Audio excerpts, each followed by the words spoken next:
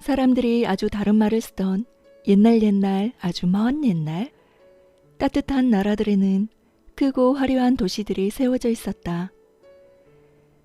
거기에는 왕이 사는 궁전이 우뚝 서 있고 넓은 도로와 좁은 길과 꼬불꼬불한 골목길이 있었다.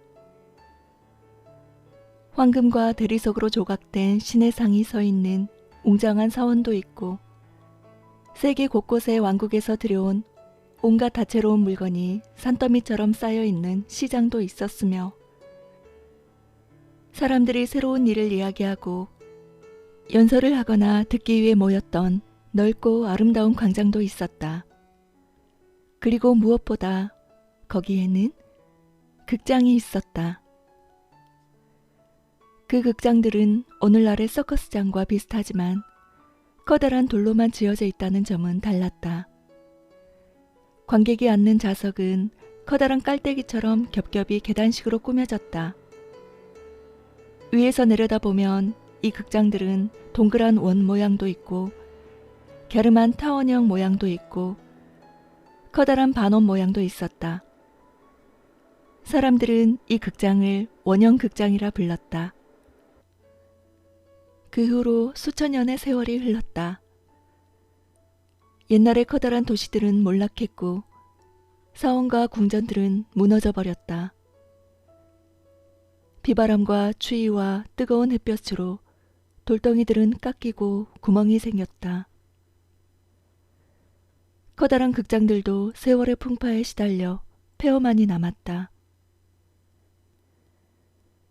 여기저기 어지럽게 금이 간 담벼 틈새에서는 지금은 여치들만이 잠든 대지의 숨결처럼 들리는 단조로운 노래를 부르고 있었다. 바로 그런 도시에서 모모의 이야기는 시작된다.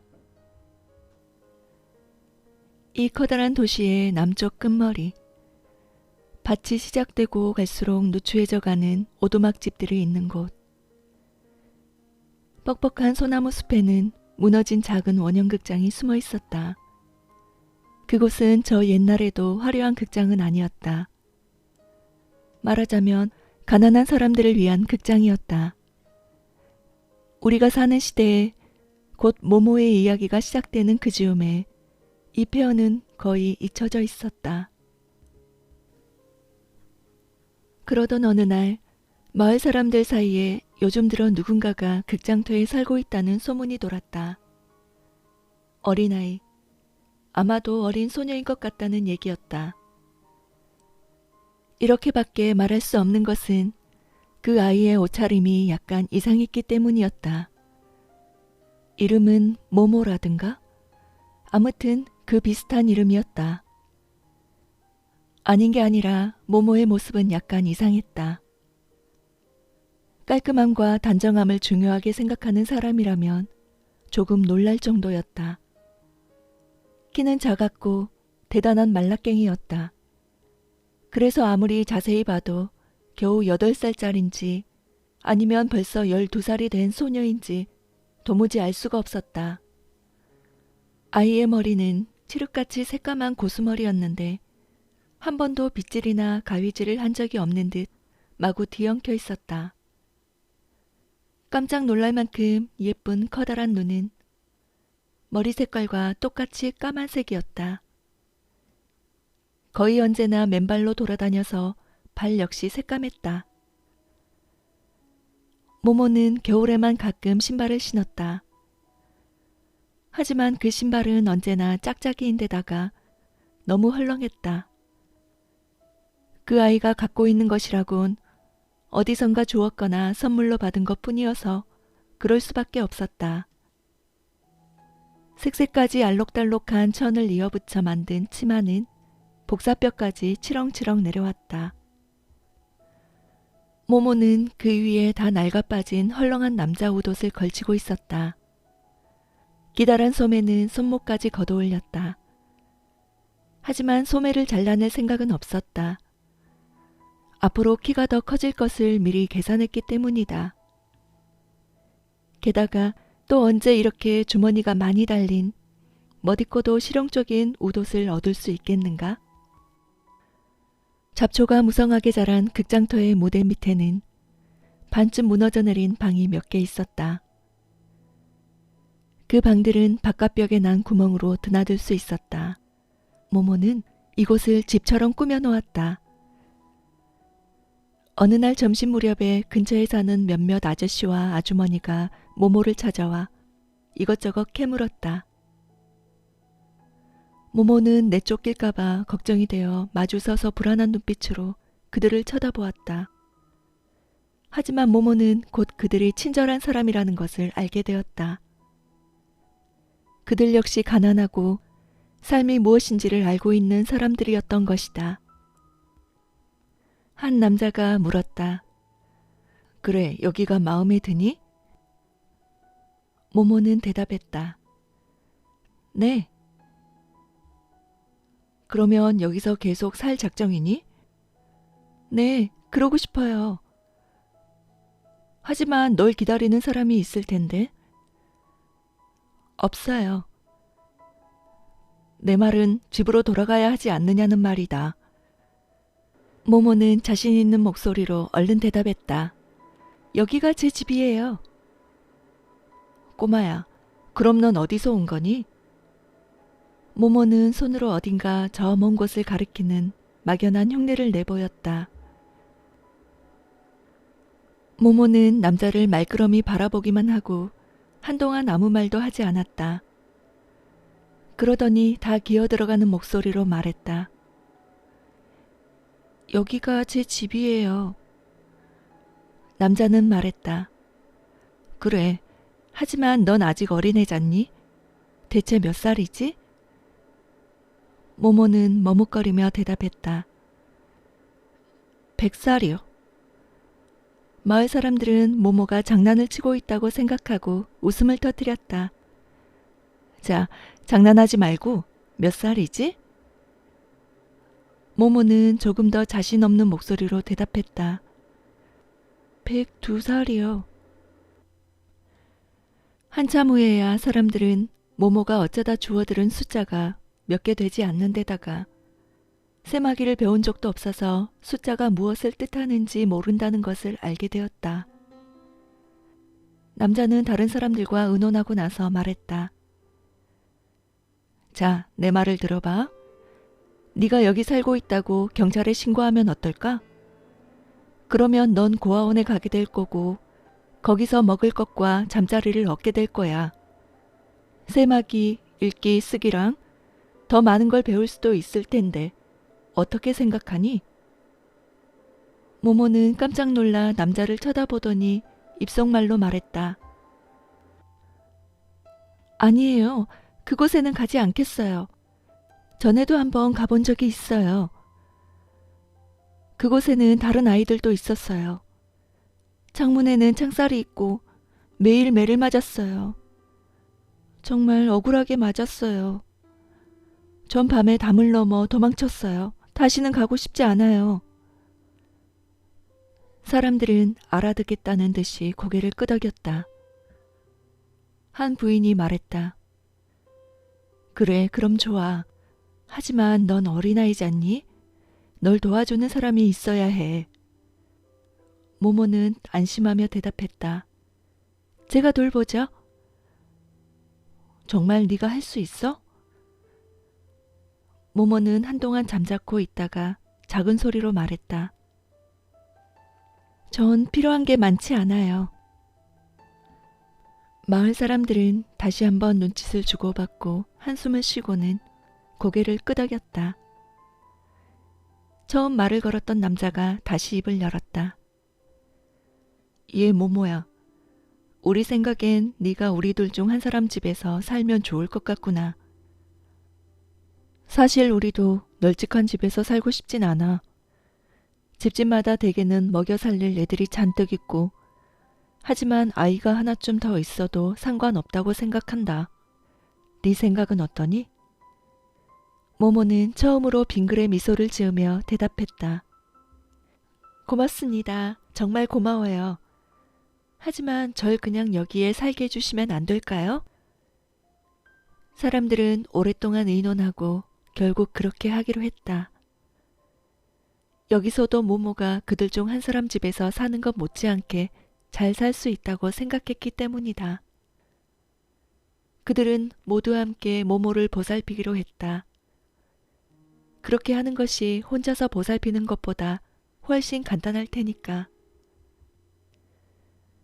그들은 당장에 일을 시작해서 모모가 살고 있는 반쯤 허물어진 집을 깨끗이 치우고 정성껏 수리했다. 모모를 찾아온 마을 사람들 중에는 미장이도 있었다.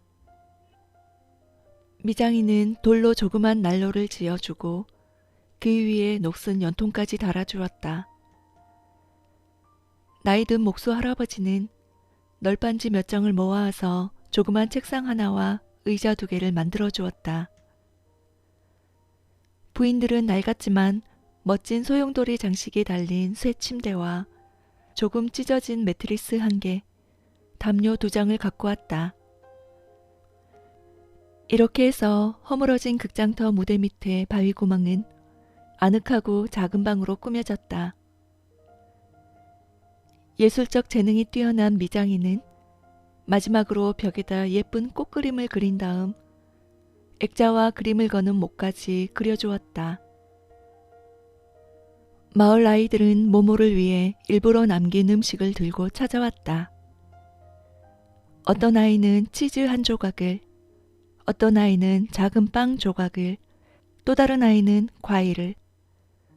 마을에는 아이들이 아주 많았고 그날 밤엔 정말 많은 아이들이 몰려왔기 때문에 온영극장에서 모두 함께 모모의 입주를 축하하는 조촐하지만 멋진 파티를 열 수 있었다.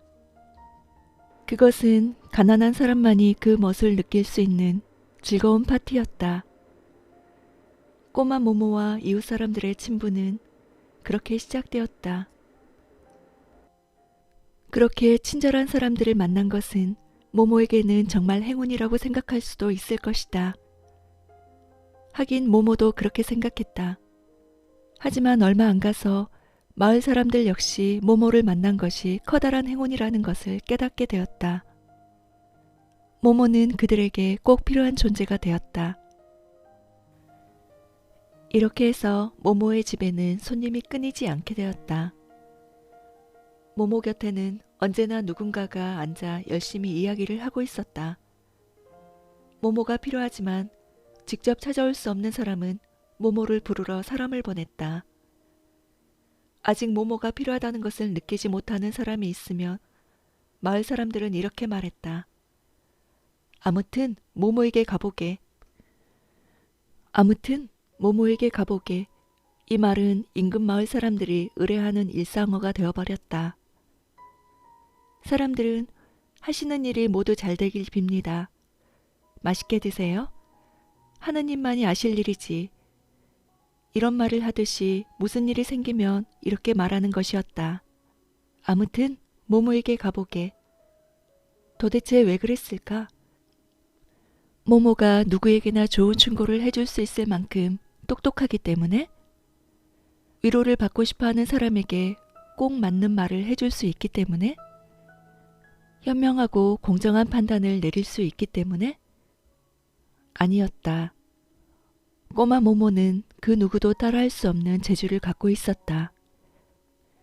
그것은 바로 다른 사람의 말을 들어주는 재주였다.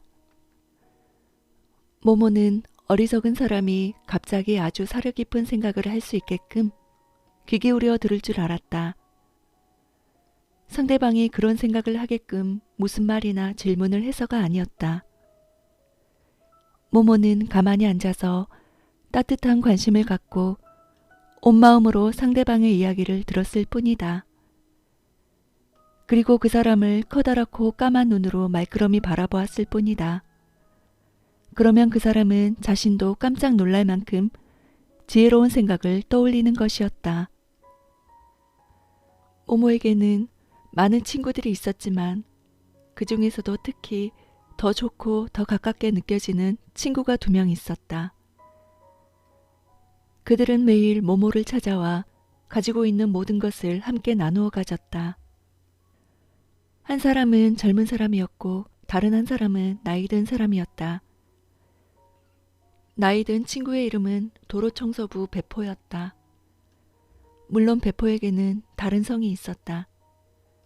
하지만 직업이 도로청소부였고 모두들 도로청소부 배포라고 불렀기 때문에 배포도 스스로 그렇게 부르고 있었다. 모모와 가장 친한 또 다른 친구는 젊은 사람이었고 모든 면에서 도로청소부 배포와 정반대였다. 잘생긴 외모, 꿈꾸는 듯한 눈. 하지만 무엇보다도 말솜씨가 기가 막히게 좋았다. 농담과 우스갯소리가 마를 날이 없었고 어찌나 경쾌하게 웃는지 같이 있는 사람은 그러고 싶지 않아도 따라 웃을 수밖에 없었다. 그의 이름은 기롤라모였다. 하지만 누구나 그냥 간단히 기기라고 불렀다. 우리는 나이든 배포를 직업에 따라 불렀다. 그러니까 제대로 된 직업이 없긴 하지만 기기도 그렇게 부르기로 하자. 자, 관광안내원 기기.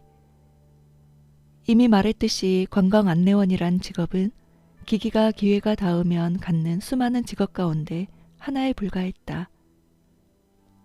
게다가 정식으로 채용된 것도 아니었다.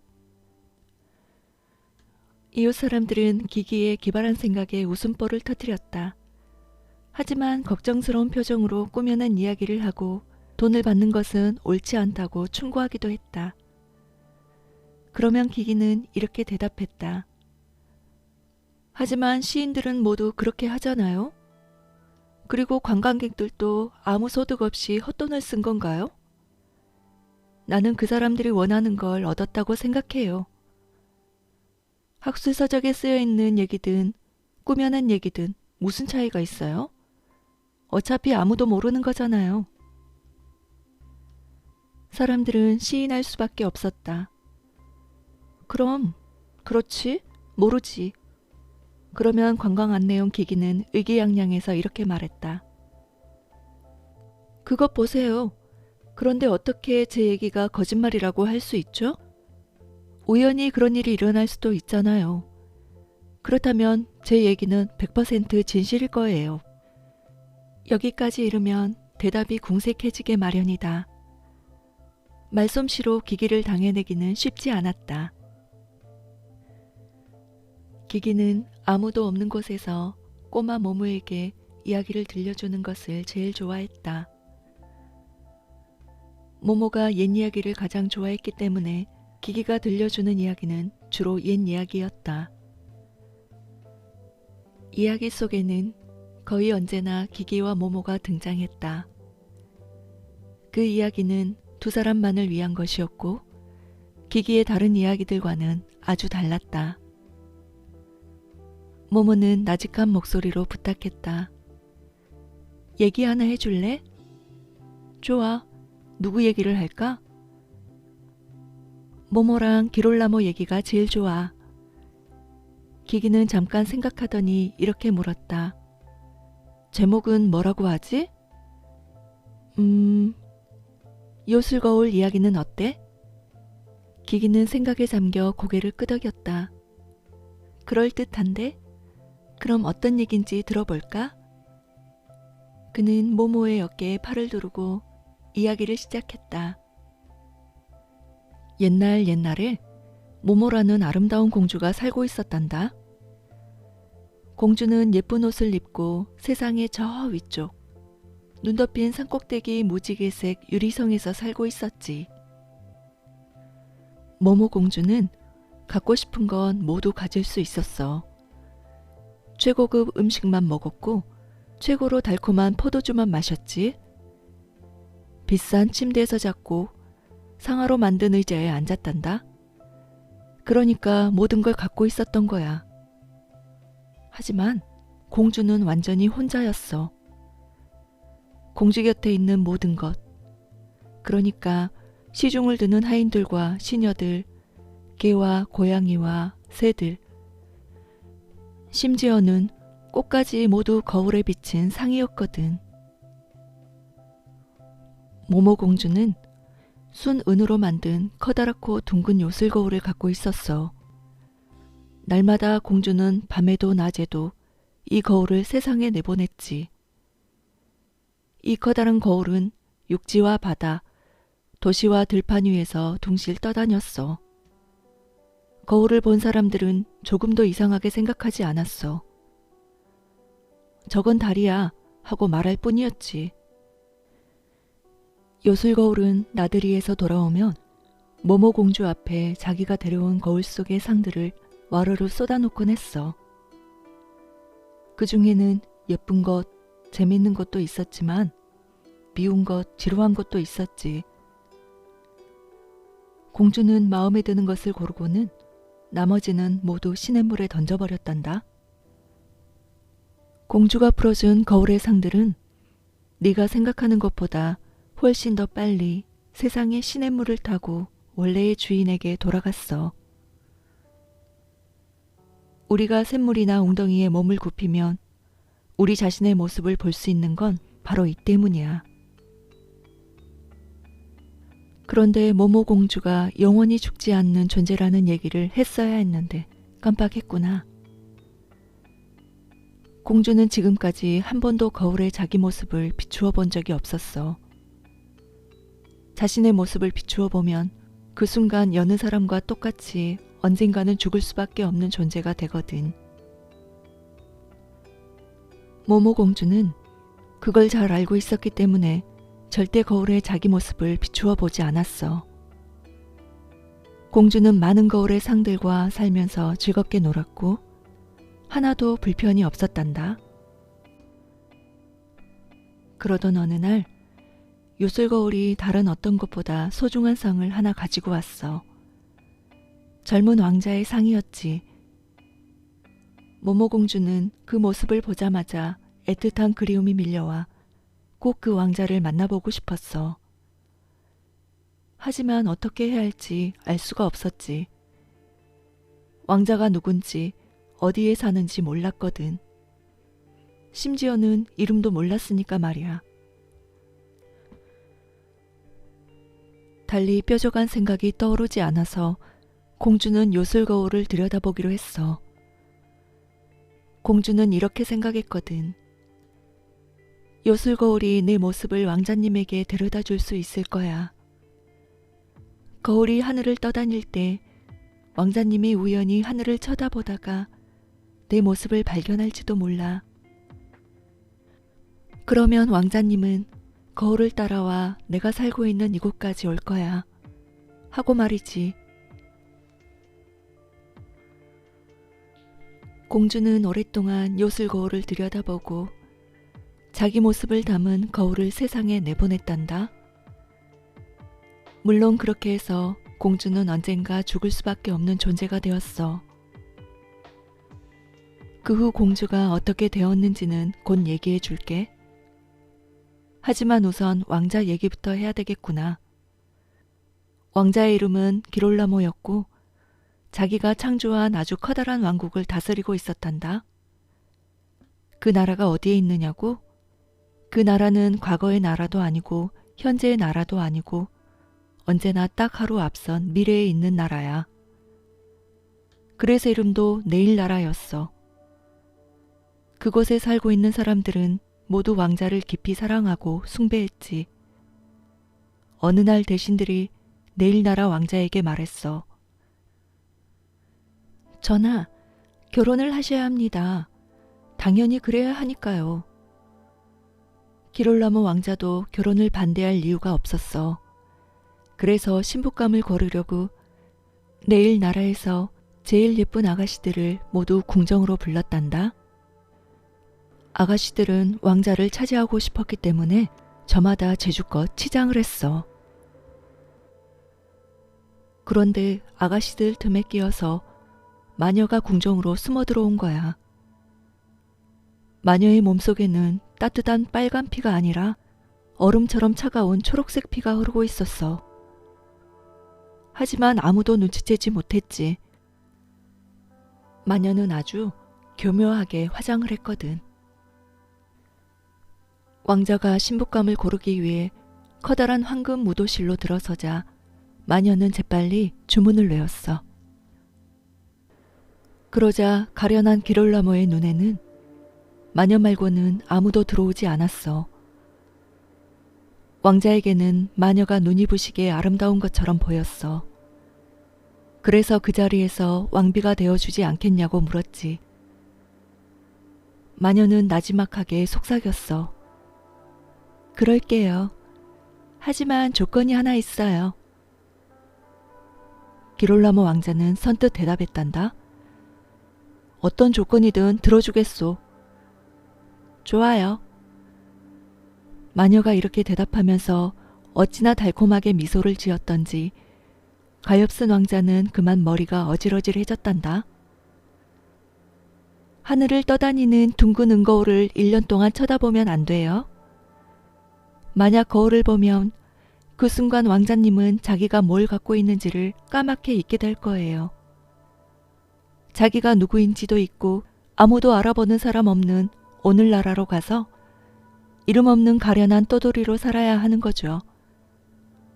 어때요? 괜찮으시겠어요? 기롤라모 왕자는 큰 소리로 대답했지. 그것뿐이라면 쉬운 조건이군. 그런데 그동안 모모공주는 어떻게 되었을까? 기다리고 또 기다렸지만 왕자는 오지 않았어. 그래서 공주는 세상으로 나가서 직접 왕자를 찾기로 했단다. 공주는 곁에 있던 거울의 상들을 모두 풀어주고는 조그맣고 예쁜 슬리퍼를 신고 무지개색 유리성을 나와 눈 덮인 산을 지나 세상으로 내려왔어. 공주는 세상 모든 왕들의 나라를 헤매다 드디어 오늘나라에 오게 되었어. 조그만 슬리퍼가 그동안 다 해져서 공주는 맨발로 다녀야 했지. 하지만 공주의 모습이 담긴 요술거울은 여전히 하늘 높이 둥실 떠다니며 세상을 내려다보고 있었단다. 어느 날 밤에 기롤라모 왕자는 자신의 황금성의 옥상에서 싸늘한 초록색 피가 흐르는 마녀와 체스를 두고 있었어. 그때 왕자의 손등에 작은 물방울 하나가 뚝 떨어졌지. 초록색 피가 흐르는 마녀가 말했어. 비가 오려나 봐요. 왕자가 말했어. 아니, 그럴 리 없소. 하늘에 구름 한 점 없잖소. 무심코 하늘을 올려다본 왕자는 하늘 높이 떠있는 커다란 은거울을 보게 되었지. 거기서 왕자는 모모공주를 보았어. 공주는 울고 있었단다. 그러니까 왕자의 손등에 떨어진 물방울은 공주의 눈물이었던 거야. 그 순간 왕자는 마녀가 자기를 속였다는 걸 깨달았지. 마녀가 예쁘지도 않고 몸속에는 차가운 초록색 피가 흐르고 있었다는 걸 알게 된 거야. 왕자가 정말 사랑한 사람은 모모공주였던 거지. 당신은 약속을 어겼어요. 이제 대가를 치르세요. 이렇게 말하면서 초록색 마녀는 얼굴을 일그러뜨렸어. 꼭 뱀 같았지. 마녀는 기다란 초록색 손가락을 뻗어 기롤라모 왕자의 가슴을 움켜쥐고 매듭을 하나 묶었단다. 왕자는 몸이 뻣뻣하게 굳어서 꼼짝하지 못하고 앉아있을 수밖에 없었지. 그 순간 왕자는 자기가 내일 나라의 왕자라는 사실을 잊어버렸어. 왕자는 도둑처럼 한밤중에 자기 성을 나와 왕국을 떠났어. 그리고 세상을 헤매고 다니다가 오늘나라에 이르렀지. 오늘나라에서 왕자는 이름 없는 가난한 떠돌이로 살아야 했어. 왕자는 자기 이름을 간단히 기기라고 했지. 몸에 지닌 것이라고는 요술거울에 상밖에 없었어. 그 후로 요술거울은 텅 비게 되었단다.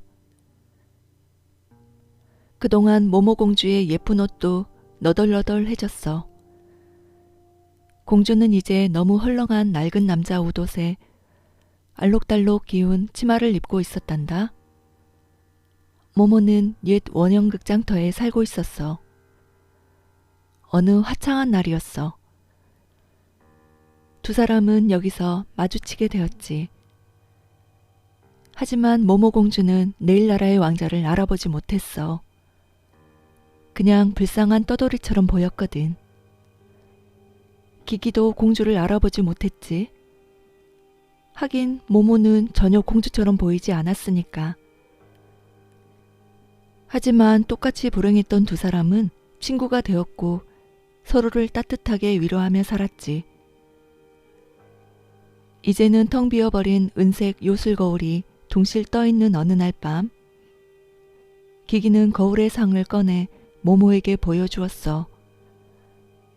거울의 상은 흐릿해지고 몹시 구겨져 있었어. 하지만 모모공주는 그것이 저 옛날 자기가 세상으로 보냈던 자신의 상이라는 걸 알아보았고, 가난한 또돌이 기기가 자신이 그동안 애타게 찾아 헤맸던 기롤라모 왕자였다는 걸 깨달았지.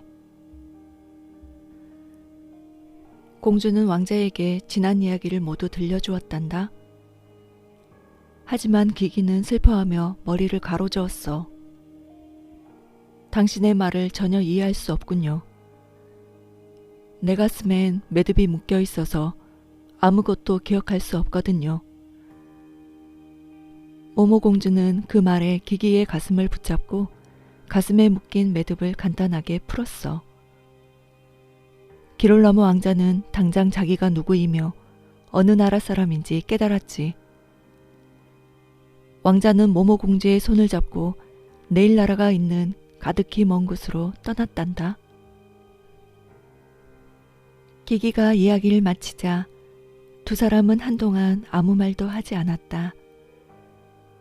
얼마 후 모모가 물었다. 훗날 두 사람은 결혼했을까? 그랬을 거야, 먼 훗날에. 두 사람은 그동안에 죽었을까? 기기는 단호하게 대답했다. 아니, 우연히 알게 됐지만 확실한 얘기야. 요술 거울을 혼자 들여다본 사람은 언젠가는 죽는 존재가 돼. 하지만 둘이서 거울을 보면 다시 영원한 생명을 얻을 수 있어. 그런데 두 사람은 함께 거울을 보았거든.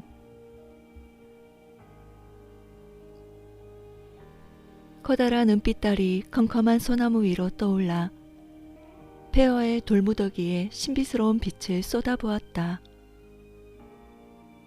모모와 기기는 아무 말도 하지 않고 나란히 앉아 달을 올려다보았다. 두 사람은 그 순간이 지속되는 한 자신들이 영원히 죽지 않는 존재임을 또렷이 느낄 수 있었다.